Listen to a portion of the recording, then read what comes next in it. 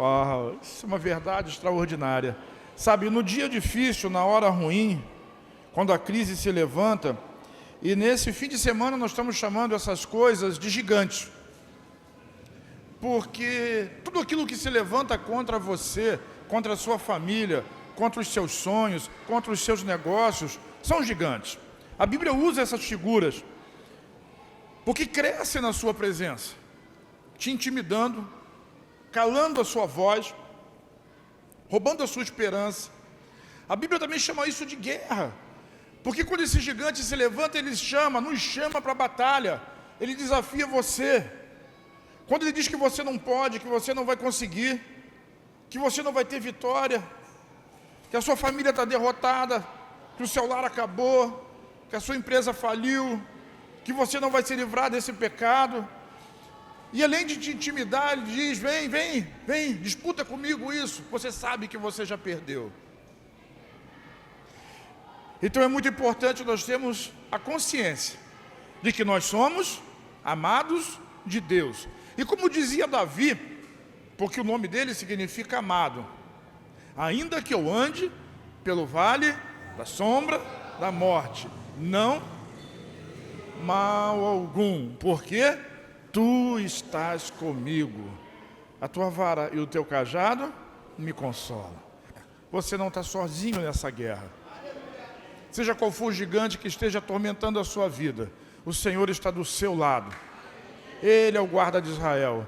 O salmista diz, eis que não dormirá, não vai cochilar o guarda de Israel. Ele está em volta de você o tempo todo o tempo, te guardando, te protegendo, te livrando e te abençoando. Às vezes nós não sentimos, não percebemos. Às vezes o nível da guerra é tão grande. Me lembra de Jesus quando eu estava dormindo no barco e a tempestade jogava aquele barquinho de um lado para o outro. Jesus estava relaxado, estava dormindo, porque ele tinha uma consciência, uma sabedoria e o Espírito que lhe dizia que ele era amado do Pai, ele é o Filho amado. Então ele dormia tranquilo. Por quê? Porque enquanto você descansa, Deus está acordado cuidando de você. E ele ficava tranquilo. Mas todo mundo estava nervoso, agitado. Valeu. Todo mundo estava nervoso, estava agitado. Porque quando nós não temos a consciência do amor do Pai, qualquer situação nos agita. Mas quando nós temos a consciência de que somos amados do Pai, nada pode nos abalar. Então vire para quem está ao seu lado, diga assim, nada pode te abalar. Diga para você mesmo, eu não serei abalado. Isso, porque a Bíblia não diz que eu sou um vencedor.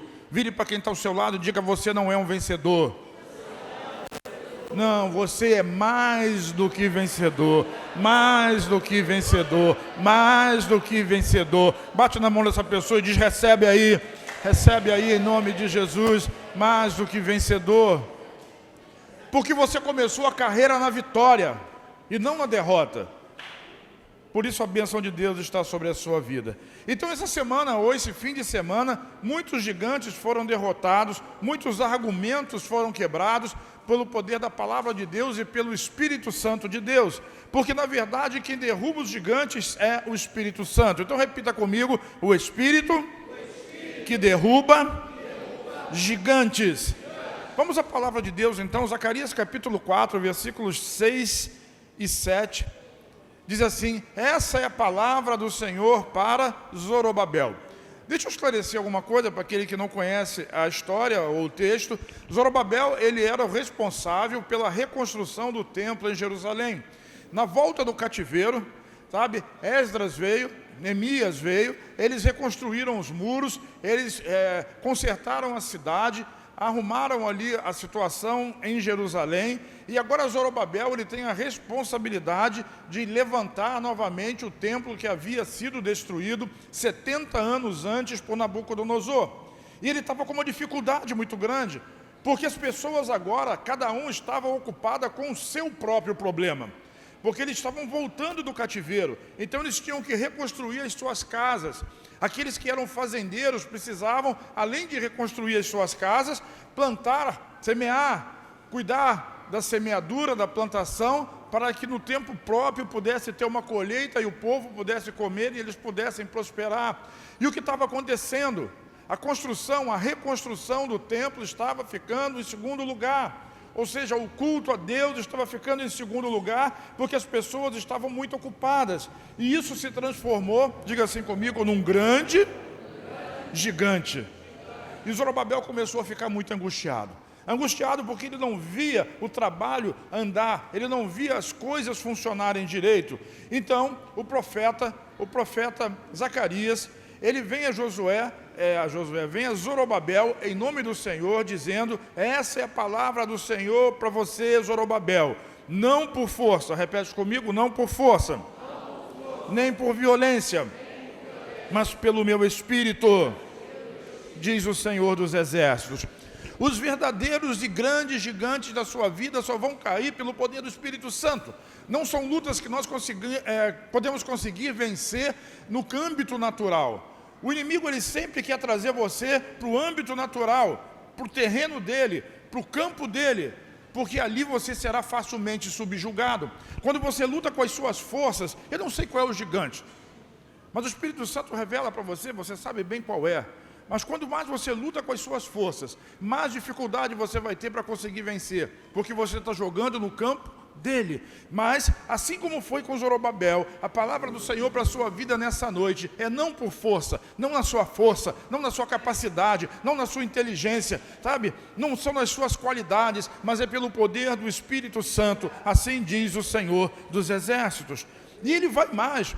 No versículo 7 ele diz assim: quem você pensa que é a montanha majestosa? Monte é uma outra forma de nós, da Bíblia, ilustrar os adversários que nós precisamos remover para poder seguir em frente. Quem é você, montanha majestosa? Às vezes a gente olha para os gigantes e vê um monte intransponível, uma coisa muito difícil de ser vencida, mas a palavra de Deus pelo Espírito Santo segura essa palavra aí em nome do Senhor Jesus. Ele diz assim: diante de Zorobabel, diz o seu nome, diante de, se tornará uma planície.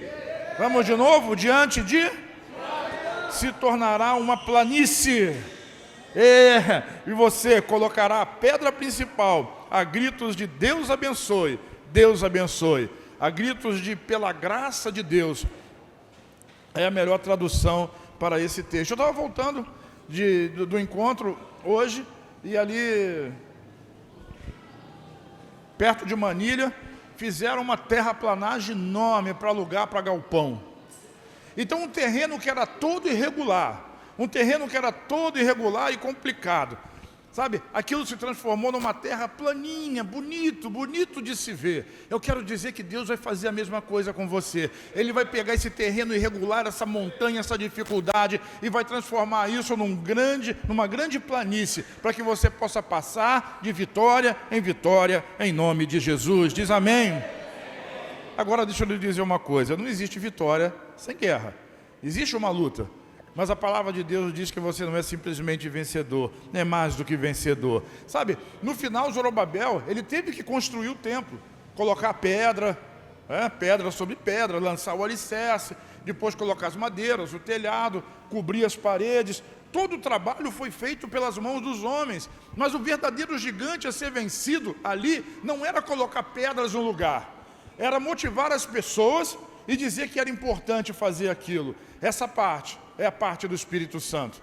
Sabe, quando o seu gigante se levantar com mais força, Deus vai lhe capacitar para que ele seja derrotado em nome do Senhor Jesus. Eu vejo aqui vencedores, eu vejo aqui homens e mulheres cheios do Espírito Santo, e declaro que não há gigante poderoso o suficiente para vencê-lo ou para derrotá-lo. Quem crê nisso comigo, diz um amém aí bem forte e dá um aplauso ao Senhor Jesus. O gigante da doença, o gigante do medo, o gigante da avareza, como disse o Filipe. E gigantes, eles têm nomes, mas nunca se apresentam de fato com o seu verdadeiro nome. Eu queria falar para vocês agora a respeito de um gigante que não poderia ser vencido sem o poder do Espírito Santo. Chama-se o gigante Amalequita. Diga, Amalequita. Essa é uma história muito interessante.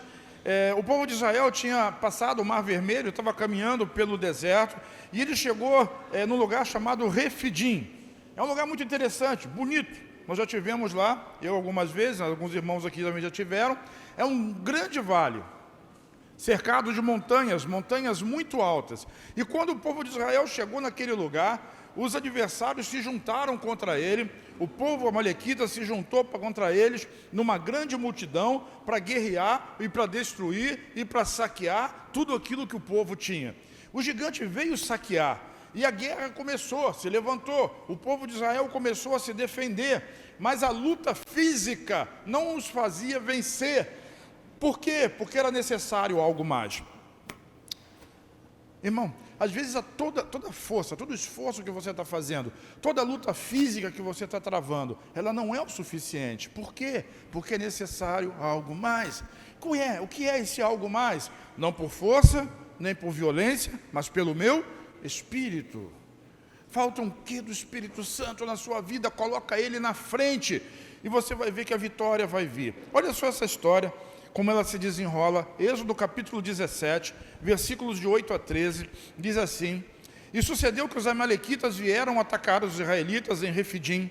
Então Moisés disse a Josué: Escolha alguns dos nossos homens e lute contra os amalequitas. Amanhã amanhã tomarei posição no alto da colina, com a vara de Deus em minhas mãos. Josué foi então lutar contra os amalequitas, conforme Moisés tinha ordenado. Moisés, Arão e Hur, porém, subiram ao alto da colina. E enquanto Moisés mantinha as mãos erguidas, diga mãos erguidas, os israelitas venciam. Quando, porém, ele abaixava as mãos, diga as mãos abaixadas, os amalequitas venciam. Quando as mãos de Moisés já estavam cansadas, eles pegaram uma pedra e colocaram debaixo dele, para que nela se assentasse. Arão e Hur mantinham as suas mãos erguidas as mãos de Moisés, um de cada lado, de modo que as mãos permaneceram firmes, diga firmes, até o pôr do sol. E Josué derrotou o exército amalequita ao fio da espada. A batalha estava sendo travada no vale, mas as mãos erguidas de Moisés eram no alto da montanha. E ficou muito claro, porque todas as vezes que as mãos erguidas de Moisés prevaleciam, Josué, o general, o homem de guerra, vencia. E todas as vezes que Moisés cansava, Josué, o homem de guerra, e seus soldados eram encurralados e morriam, perdiam a batalha naquele momento. Por quê? Porque existe alguma coisa a mais. O que a figura da Bíblia está mostrando é que existe alguma guerra maior do que a simples guerra física que nós lutamos o dia a dia, todo dia. E essa guerra não é mais contra inimigos físicos, não é uma guerra que você está disputando com o seu patrão, com o seu sócio, com a sua mulher ou com o seu marido, com o seu vizinho do lado que bota música alta até tarde. Não é uma guerra física, mas é uma guerra espiritual que se manifesta de maneira física. Mas a verdadeira vitória, ela só vem quando nós conseguimos compreender que a parte espiritual precisa vir na frente. Porque é assim que nós vencemos as nossas guerras.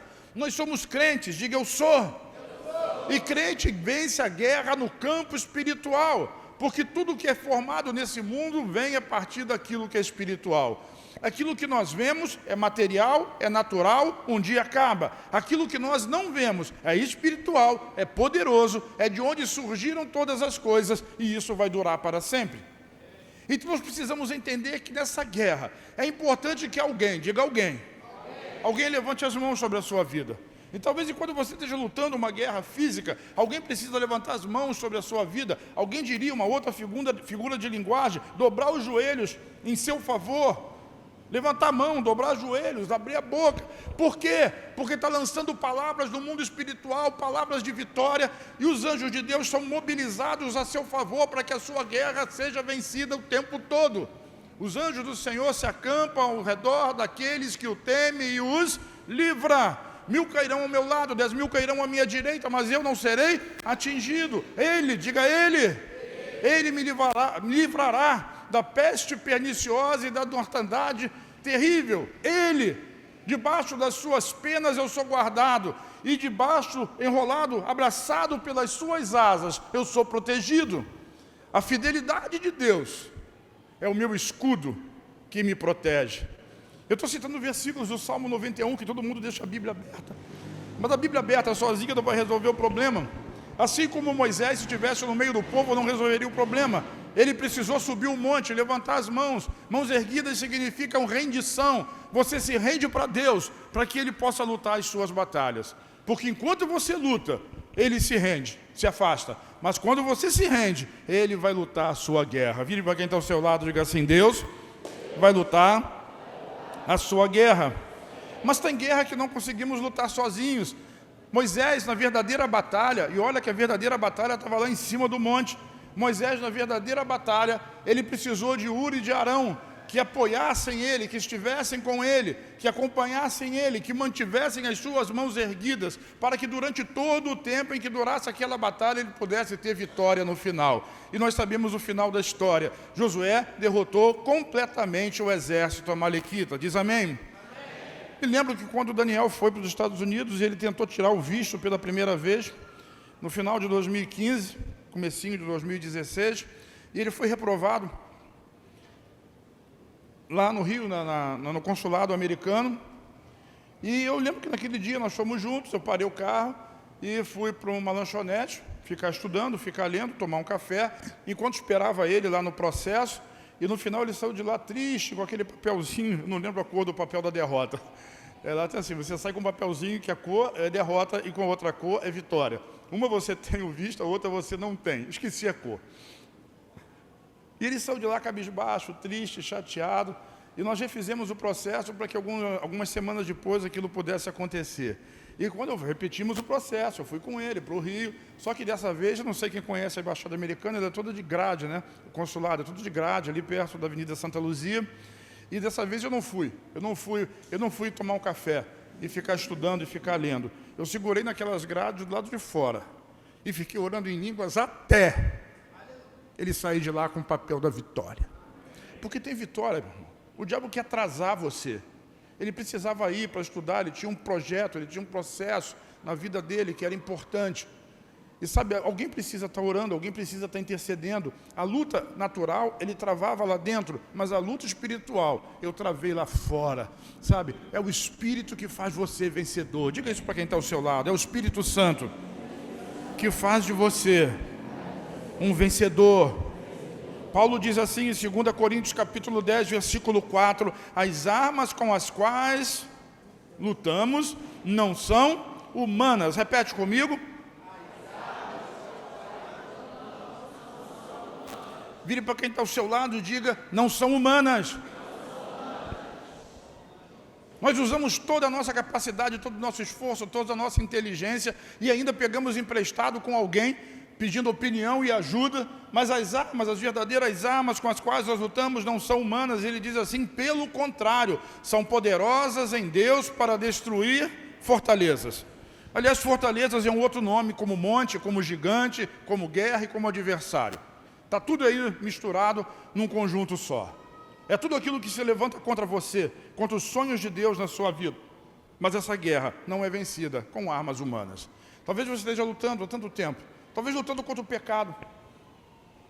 Um pecado, um vício, uma dificuldade, um problema familiar, uma situação, e você já desistiu e já tentou de novo e desistiu de novo. Parece o gordinho que entra na academia, aí começa e desiste, começa, desiste, paga, não vai. E é uma luta. E essa luta ele tem que lutar mesmo, não adianta ir para o espírito, né? Alguém precisa malhar, comer menos. Mas entenda que na guerra espiritual, você precisa buscar o Senhor. E você já desistiu muitas vezes. Talvez você esteja vindo aqui nessa noite para tentar mais uma vez. E eu quero dizer para você que Deus está do teu lado.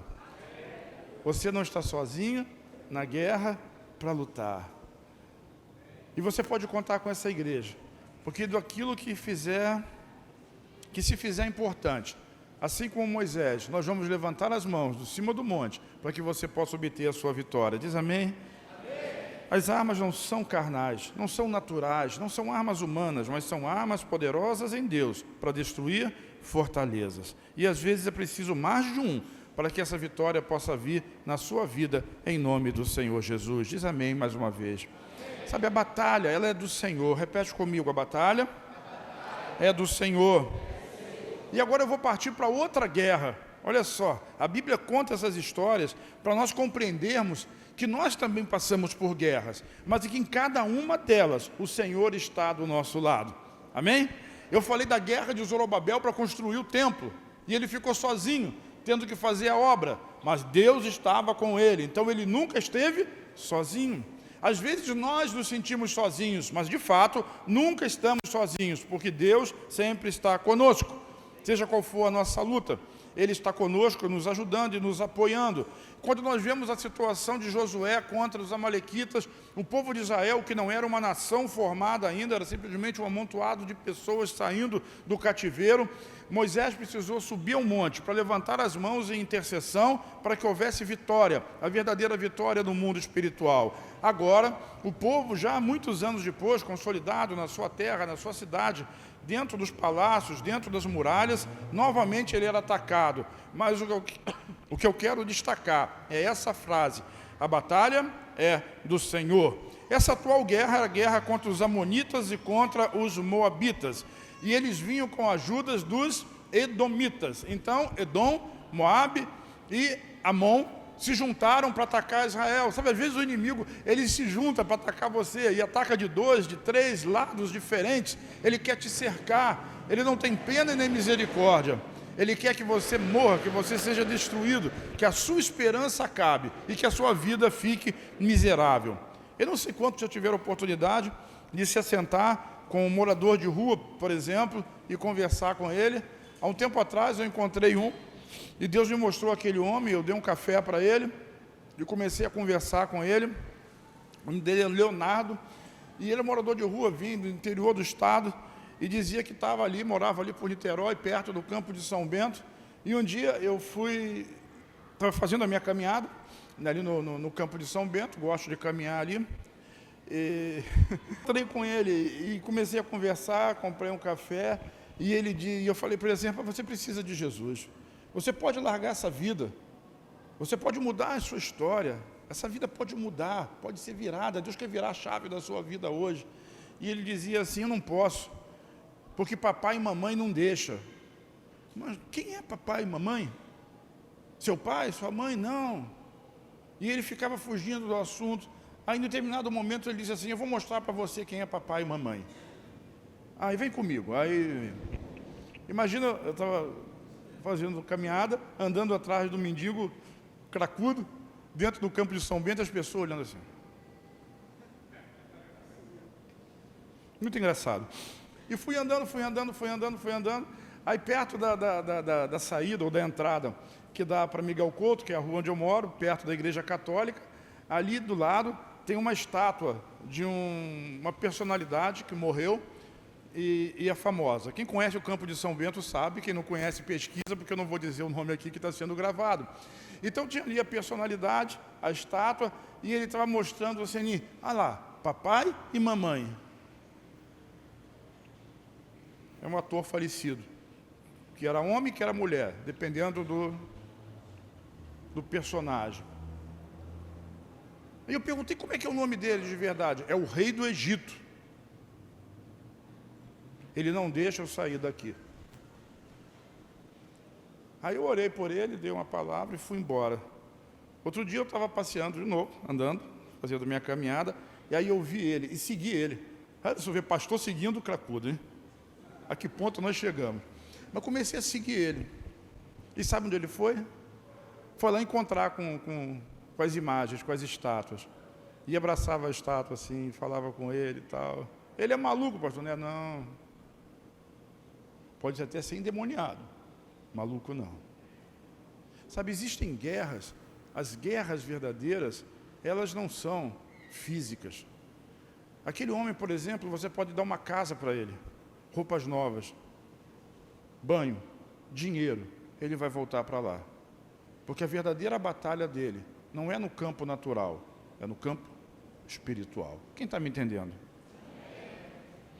E o inimigo cercou ele. Ele tem 5 filhos e uma esposa.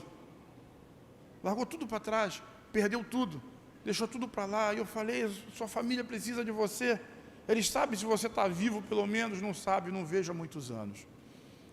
O ladrão vem.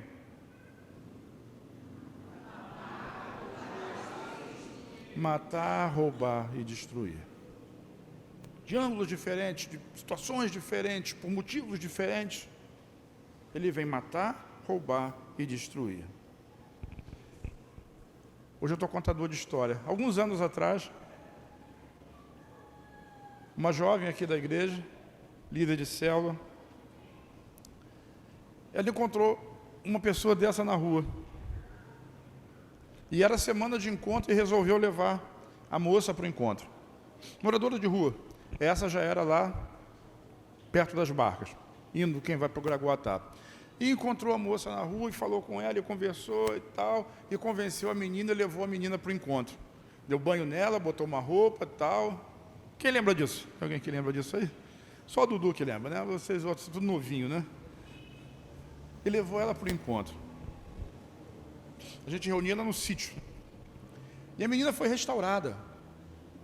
Porque no encontro não é uma guerra física, é uma guerra espiritual. Aí no final do encontro ela voltou, nós fizemos a festa da volta do encontro, aquela coisa toda, e os pais dela vieram para poder encontrar ela lá. Casal de pastores. O ladrão vem matar, roubar e destruir. Ele não quer saber se você é crente. Ele não quer saber qual é a sua patente. Ele não quer saber se você tem um título. Ele quer matar você. Ele quer acabar com a sua família. E se ele não pode enfrentar você, ele vai tentar destruir seu filho. Aonde ele encontrar um ponto fraco, é lá que ele vai. Por isso que nós precisamos estar aptos a enfrentar o gigante e entender que essa guerra não é nossa. Ela precisa ser vencida no nosso campo de batalha, não no dele. Dar um dinheiro, dar uma comida, fazer isso, não funciona. Tem que ser com as mãos erguidas, no poder da intercessão, para que o Espírito Santo possa intervir. E aí sim a vitória. Porque conhecereis a verdade vos libertará. Se, pois, o Filho vos libertar, verdadeiramente sereis livres. Tem muito projeto social, mas o que funciona de verdade é o poder de ação do Espírito Santo. Oi, Ek. É o poder de ação do Espírito Santo. Isso é tremendo. Se você for fazer um estudo de pessoas que são libertas de drogas, você vai perceber que de todos os programas sociais que qualquer governo tenha, o único que tem resultado são os programas das igrejas, dos centros de recuperação. Por quê? Porque a guerra ali não é física, não é desintoxicar simplesmente um drogado, mas é libertá-lo do poder do inimigo, da escravidão das drogas, da escravidão do diabo. E a guerra verdadeira ela é uma guerra espiritual. Tem um juiz daqui da região serrana, não lembro se é Petrópolis ou Teresópolis, e nós ouvimos o testemunho quando nós fizemos um projeto chamado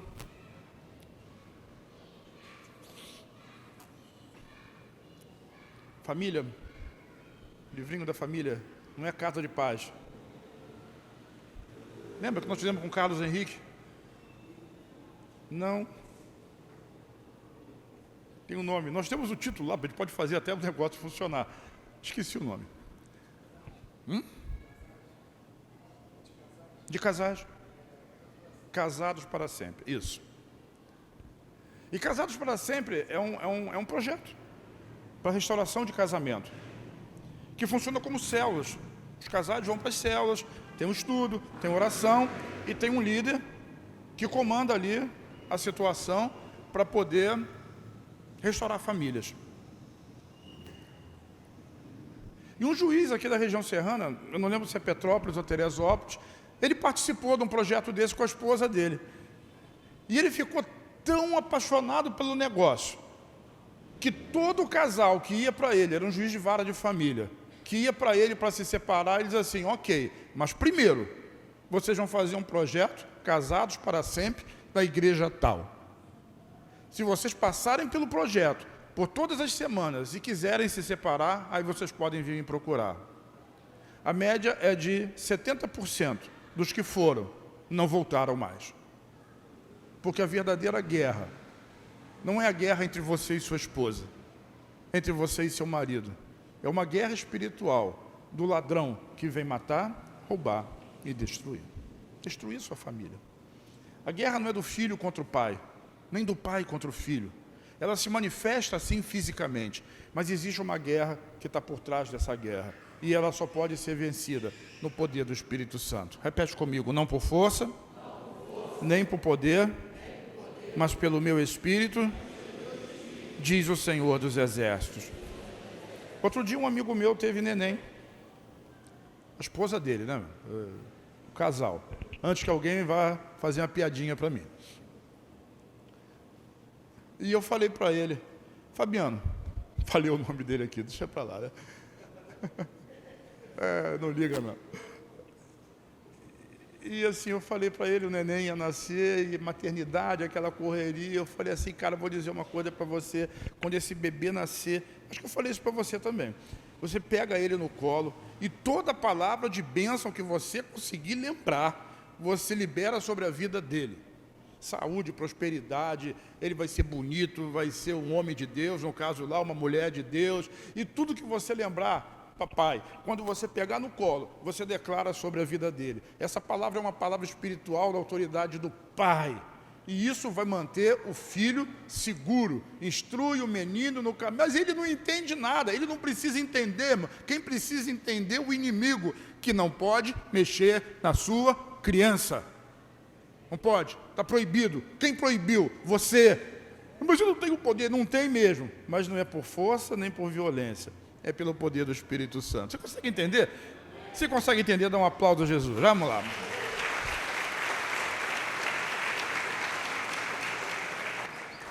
Deus quer lutar a sua guerra. E às vezes você está lutando, se esforçando numa guerra que você não vai vencer sozinho. Você depende do poder do Espírito para poder vencer essa guerra com você. Segunda Crônicas, então, capítulo 20, conta essa história dos Moabitas, dos Amonitas e dos Edomitas lutando contra Israel. Então diz assim, o rei era Josafá, do reino do sul, do reino de Judá, de Jerusalém. Então o Espírito do Senhor, diga o Espírito do Senhor, veio sobre Jaaziel, filho de Zacarias, neto de Benaia, bisneto de Jeiel e trineto de Matanias, levita, descendente de Asaf, no meio da assembleia. E ele disse: escutem todos os que vivem em Judá e em Jerusalém e o rei Josafá. Assim lhes diz o Senhor: não tenha medo, diga não tenha medo. Segundo ponto, ele diz: não fique desanimado. Essa palavra é uma palavra para nós, irmão. Você está falando fraquinho, mas não tenha medo. Às vezes você fica amedrontado, nós ficamos amedrontados quando o gigante se levanta, mas a palavra de Deus é: não tenha medo e nem desanime. Porque o indivíduo, quando desanima, ele deixa para lá, ele deixa de lutar, ao que for será, e vai entrar na filosofia do cantor de pagode: deixa a vida levar. Não tem que deixar a vida levar coisa nenhuma. Determine o seu futuro, a sua história, pelo poder da palavra de Deus e pelo Espírito Santo. Então assim disse o Senhor a Josafá, o rei Josafá: não tenha medo, nem fique desanimado por causa desse exército enorme. Exército é um outro nome que se dá para gigante, para montanha, para batalha e essa coisa toda, e fortaleza. Tem um exército grande contra você, um grande exército contra você, mas não fique com medo, não fique desanimado, não se apavore. E ele diz aqui por quê? Olha só: pois a batalha não é de vocês, mas de Deus. Vamos repetir juntos? A batalha não é de vocês, mas de Deus. De quem era a guerra? Do povo de Israel. Eles que iam lutar, não é isso? Mas Deus disse assim: essa batalha não é de vocês, essa batalha... Já pensou em ouvir isso de Deus? Essa guerra que tu está lutando, ela não é sua. Deus está dizendo: essa guerra é minha. Você gostaria de ouvir isso? Pois eu quero lhe dizer algo. Pelo poder do Espírito Santo, essa é a palavra de Deus sobre a sua vida. seja qual for a sua batalha, pega ela e entrega para Ele. Eu não estou dizendo que você não vai ter que lutar. Se for uma grande conta, você vai ter que pagar, mas Ele vai lhe dar condições. Se for reconstruir a sua casa, você vai ter que colocar tijolo, mas Ele vai lhe dar condições. Se for reconstruir o seu casamento e a sua família, você vai ter que estender com a sua esposa, com o seu marido, mas Ele vai abrir o coração de um para o outro, para que esse entendimento possa acontecer. A verdadeira batalha é lutada, é guerreada no campo espiritual. Esse é o nosso campo de jogo. Nós não temos que jogar no campo do adversário. Todos os nossos jogos precisam estar no nosso campo. E o nosso campo é lutar sempre no âmbito espiritual. Porque lá, eu disse no começo, lá você é mais do que... Agora, se você vai para o terreno do inimigo, você está à mercê dele. Traz o inimigo para o seu campo e lute com ele, com as armas espirituais. E você vai ver a vitória do Senhor. Essa batalha que você está enfrentando não é sua, essa batalha é de Deus. Deus tem interesse nessa vitória. Por quê? Porque quando você vencer, o nome dele é glorificado e você é abençoado. A vitória final será sua, diga minha, mas a glória será dele. Por quê? Por que Deus precisa dessa glória? Porque quanto mais pessoas virem a vitória que Deus fez na sua vida, mais pessoas o procurarão para poder chamar ele de Pai. Porque se ele fez isso na vida ele vai fazer na minha vida também. Esse é o princípio.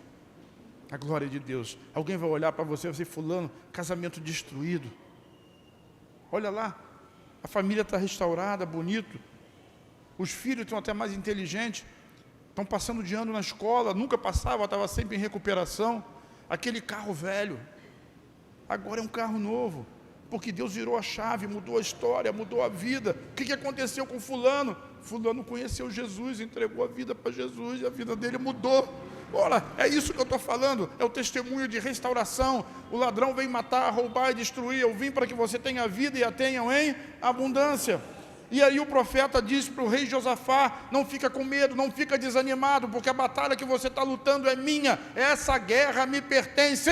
E eu estou lhe dizendo, em nome de Jesus, nessa noite, a guerra que tu está lutando não é sua, Deus vai vencer essa batalha por você, em nome de Jesus. Diz amém, dá um aplauso a Ele.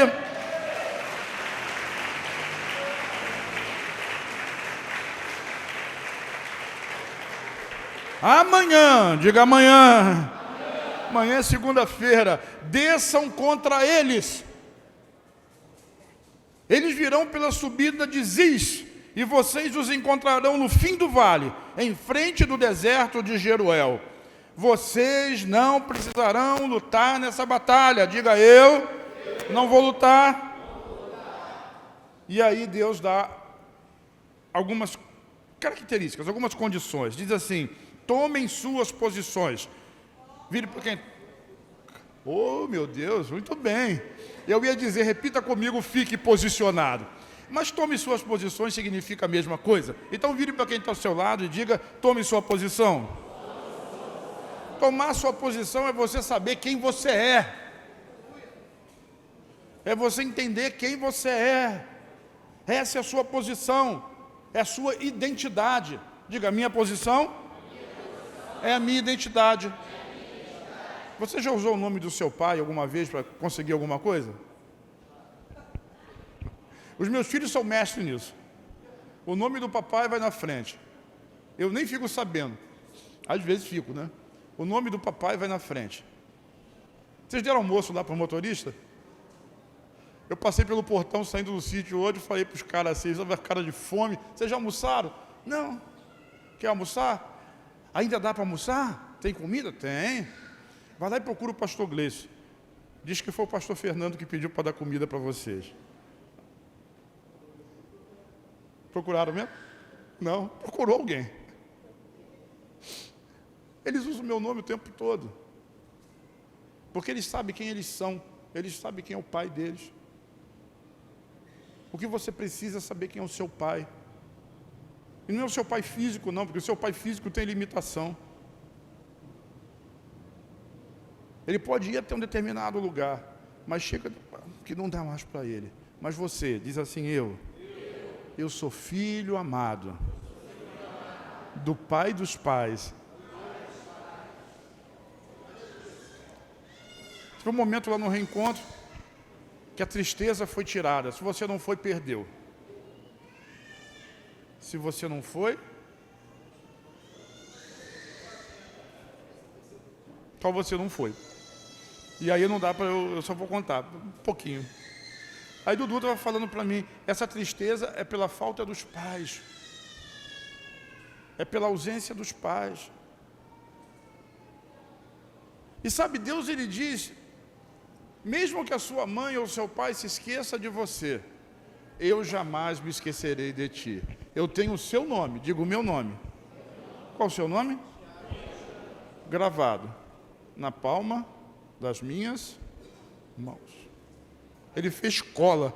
Se ele pudesse esquecer, ele tinha cola do seu nome escrita na mão dele.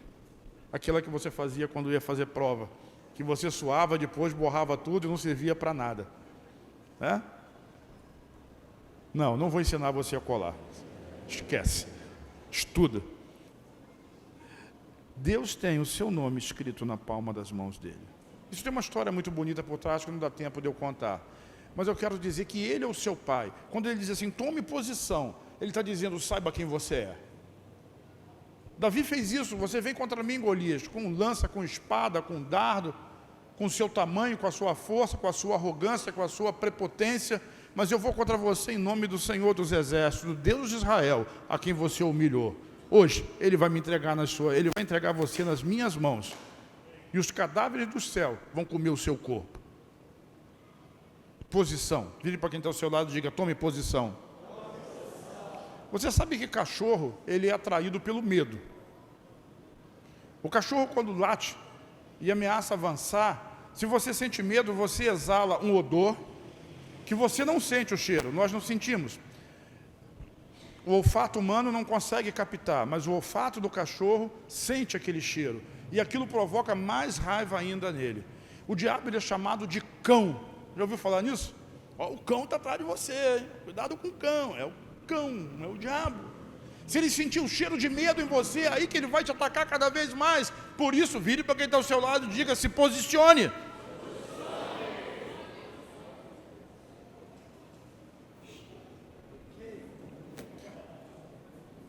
O segundo conselho, eu podia falar de posicione, eu podia falar aqui a noite inteira, mas vamos em frente. Tome suas posições. E depois ele diz assim, permaneçam firmes. Repete.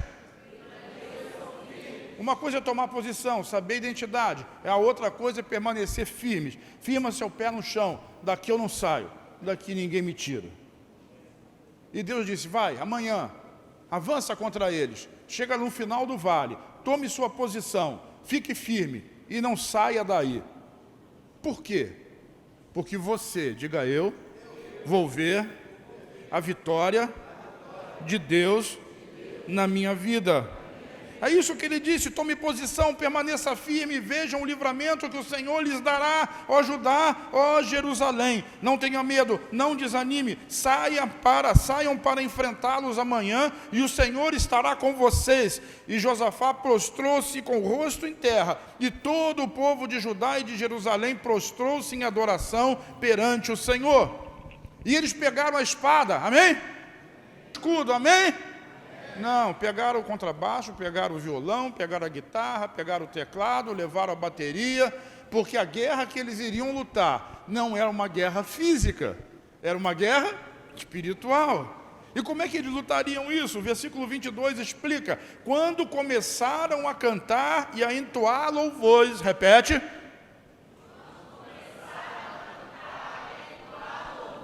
O Senhor preparou emboscada contra os homens de Amon e de Moabe e dos de Monte Seir, que estavam invadindo Judá, e eles foram, diga, derrotados. O Senhor é bom e a sua misericórdia dura para sempre. Isso é o que eles estavam cantando. Sabe, porque a guerra é espiritual, e isso tem poder, é poderoso. O quê? Cantar no meio da crise é poderoso. Quando tudo diz que não.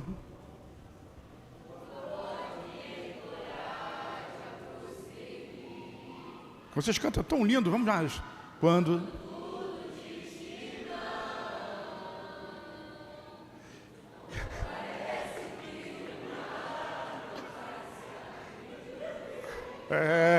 sei que não estou só, e o que dizes sobre mim não pode se frustrar. Venha, meu favor. Quando canta todo mundo junto é ótimo. Em mim eu quero.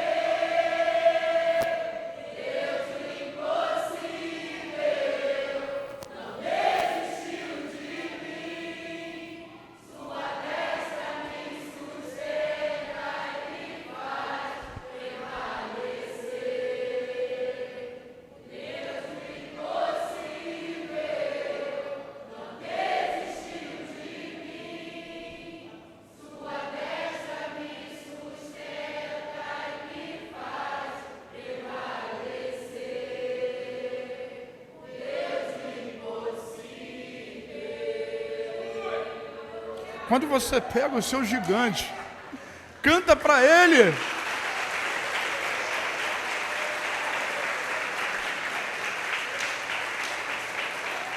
Isso é uma arma poderosa. Mais poderosa às vezes que a oração. Porque às vezes a nossa oração é a oração do desespero. O Senhor me socorre. Você vai ver essa oração em Salmos muitas vezes. Mas quando é o louvor, é porque você já tem certeza da vitória. É porque você já tem a garantia de que Deus está lutando a sua guerra e você não vai ser derrotado de jeito nenhum. Diz amém. Amém. Irmão, não por força, nem por violência, mas pelo meu Espírito, diz o Senhor dos Exércitos. E o que eu preciso fazer? Talvez essa pergunta esteja na sua mente e no seu coração agora. Eu vou responder exatamente como o profeta respondeu para Josafá e para todo aquele exército. Tome posição, fique firme. E você vai ver o livramento que Deus vai fazer na sua vida. Quando você começar a cantar na frente do gigante, o gigante fica muito zangado quando você canta na frente dele. Mas o intimidador vai ser derrotado, porque o próprio Senhor colocará emboscadas e você vai ver a grande vitória de Deus na sua vida. Quem crê comigo diz amém? Fica de pé em nome do Senhor Jesus.